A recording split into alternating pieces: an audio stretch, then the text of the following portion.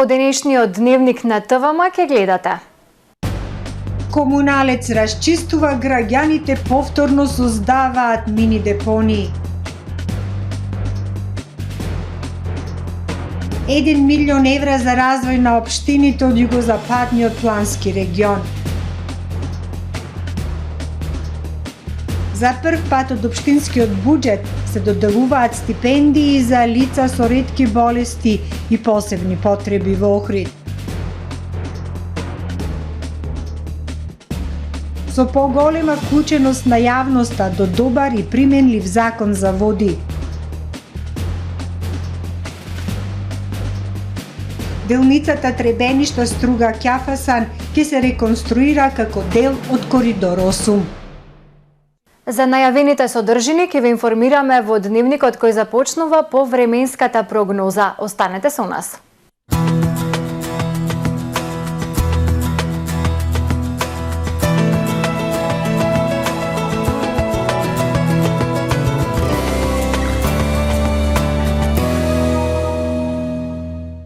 Во Охрид денес студено утро, а во текот на денот сончево време со локална облачност, ветровито и студено, со измерени максимални само 6 степени Целзиусови.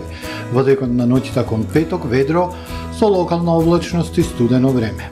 Утре на северна, централна, северозападна, североисточна и источна Европа. Стабилно време со локална облачност и релативно топло за овој период од годината. Локално во западна Европа, како и над Пиринејскиот, Апенинскиот и Балканскиот полуостров и на крајниот југоисток, локални врнежи од дожд и снег.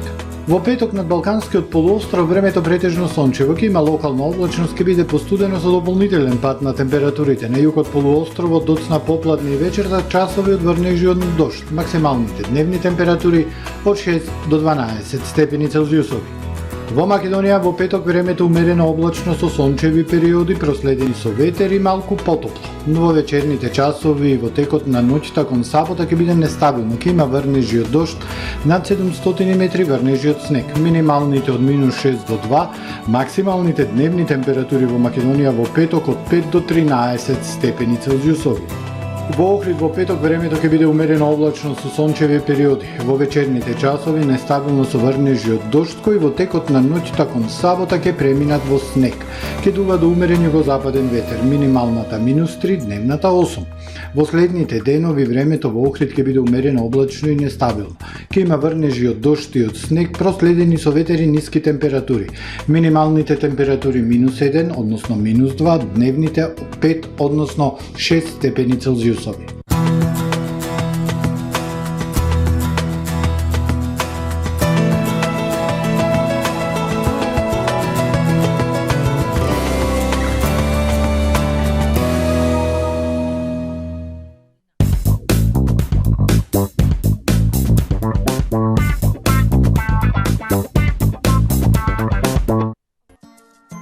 Атва Хоум Центар на нова локација.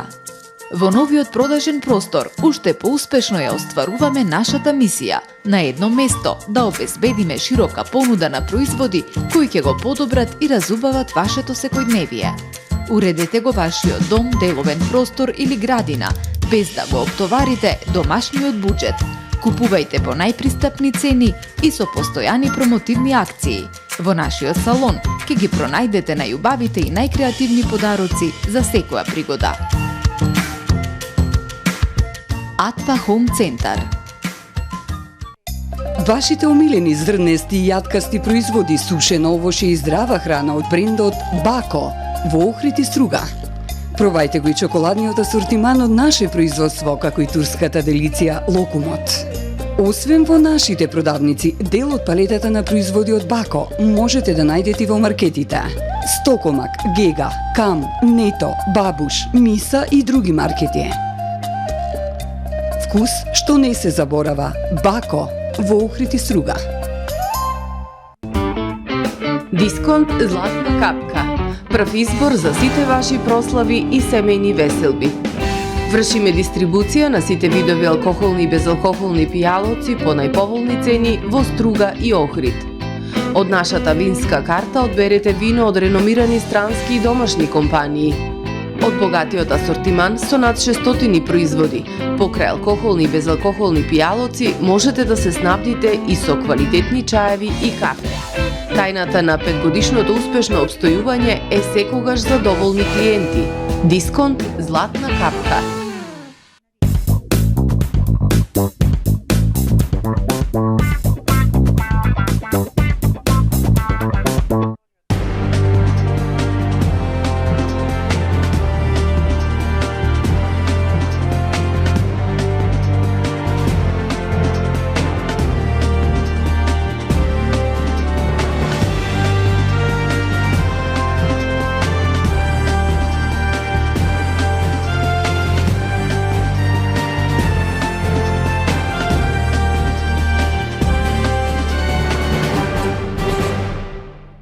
Добар ден, прво издание на Дневникот на ТВМ. ТВМ преку рубриката Ти си твојот град ги лоцира дивите депонии во регионот. Голем број нестандардни депонии ја загадуваат животната средина, но и го наградуваат ликот на општините. Комуналното предпријатие од Охрид ги расчистува, но несовесните граѓани повторно ги полнат со отпад.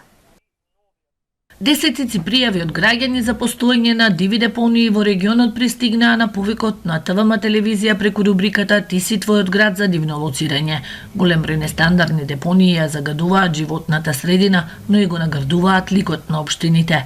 Денес нашата екипа повторно регистрира неколку диви депонии во Охридско. На патот за Велестово, во Националниот парк Галичица затекнавме грда слика, расфрлана пластика, дотраена покујкнина, градежен шут, делови од автомобили и секаков вид отпад. На овој прекрасен видиковец, од каде што Охридското езеро и Охрид се гледаат како на дланка, на патот кој што води до Охридското село Велестово, затекнавме мини депонија пренатрупана со секаков вид на отпад. Истата слика од расфрлан отпад ја затекнавме на кружниот тек кон Горица прва. Сето ова зборува за исклучително ниската еколошка свест на населението. Третата локација за која добивме дојава од граѓаните дека има нелегална депонија беше кај трафостаницата во Охрид.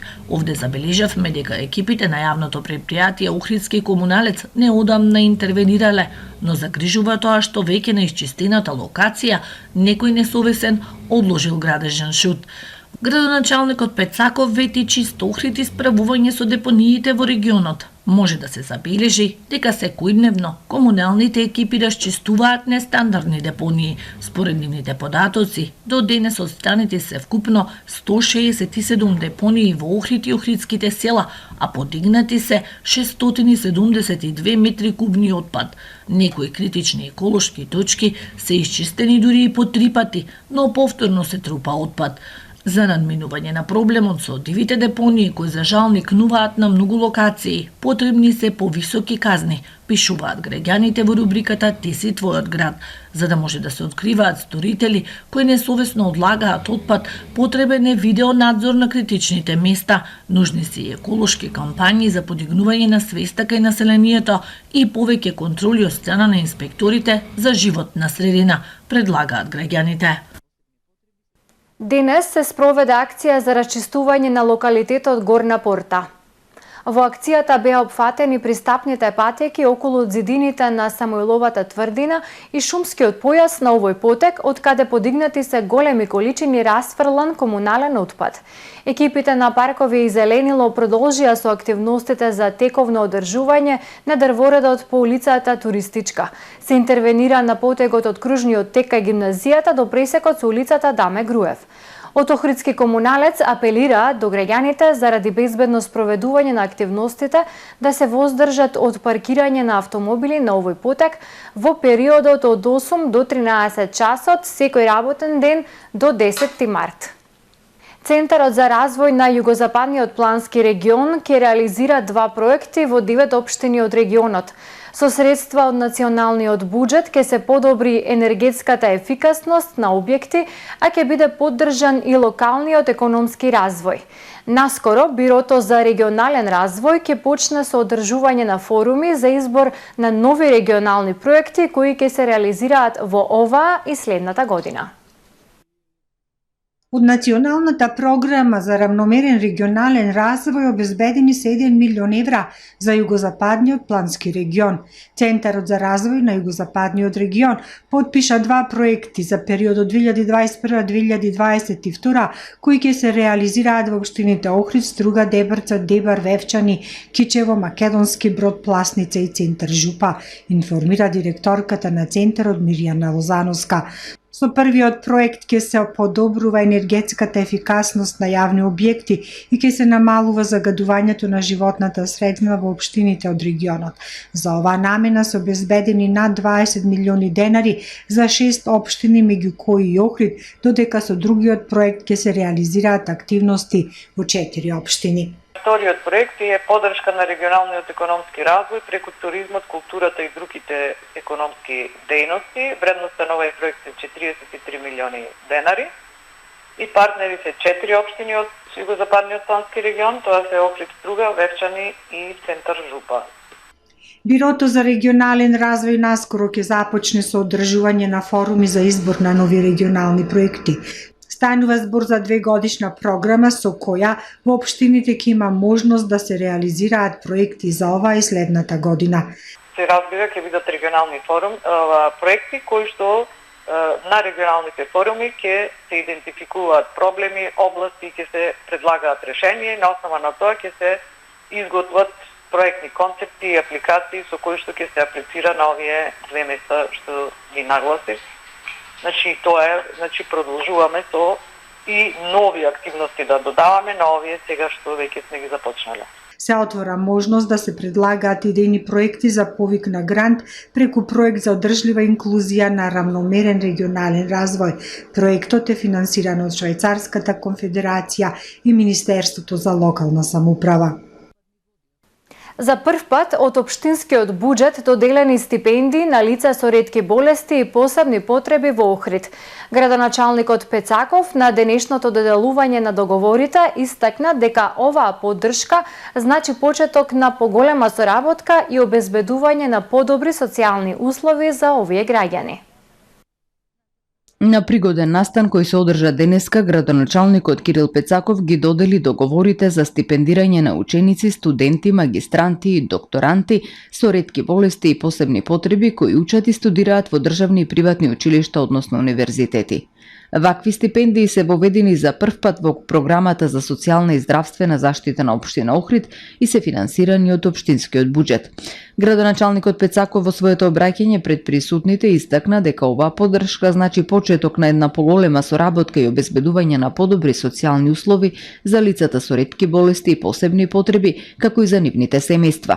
Тој објасни дека општина Охрид во согласност со можностите и законските регулативи за социјална заштита континуирано обезбедува поддршка на здруженијата и иницијативите за поголема инклузија на лицата со попреченост во општеството и дека ваквата поддршка ќе продолжи во иднина. Иницијатор на воведувањето на оваа нова категорија стипендии е Здруженијето Ретко е да си редок. Председателката на Здруженијето Гордана Лолеска искажа голема благодарност до градоначалникот за соработката, за покажаниот интерес и прифаќањето на иницијативата. Таа изрази надеж дека оваа мерка на Охридската локална самоуправа ќе служи како пример за останатите општини во државата во насока на помош и поддршка за лицата со ретки болести и посебни потреби. Оваа година ќе се исплаќаат вкупно 31 стипендија во оваа категорија. Стипендиите за ученици, студенти, магистранти и докторанти со ретки болести и посебни потреби се доделуваат по претходно распишан конкурс за период од 9 месеци во учебната 2021-2022 година. Месечниот износ на стипендијата е 1500 денари за ученици и 3000 денари за студенти. Реконструкцијата на старата училишна зграда во село Брежани, општина Дебарца, се ближи кон својот крај. Од локалната информираат дека преостанува уште хортикултурно уредување, кое поради сезонскиот карактер оставено е за реализација во текот на месец април. Со реализацијата на овој проект, општина Дебрца добива современ планинарски дом со капацитет од 20 легла. Активностите се реализираат во рамките на проектот Нови можности за безбеден зимски авантуристички туризам, финансиран од Европската Унија и Министерството за локална самоуправа, а преку програмата за прекугранична соработка со Република Албанија.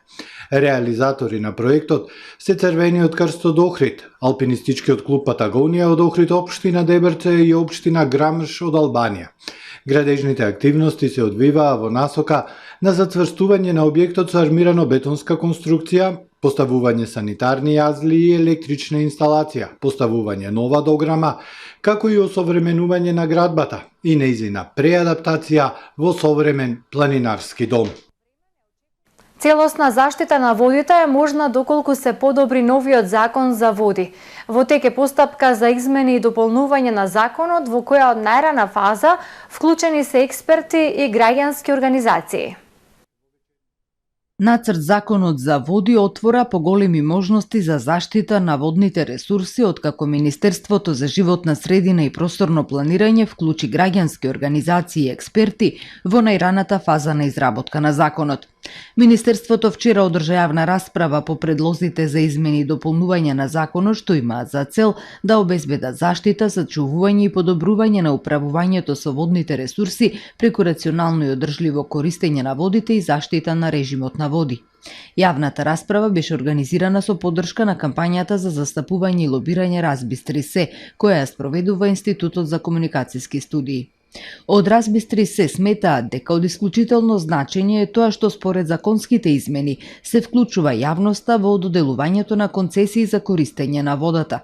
Нацрт законот наметнува обврска физибилити студијата да биде јавно објавена и да се одржи јавна расправа на подрачјето на кое се доделува концесијата.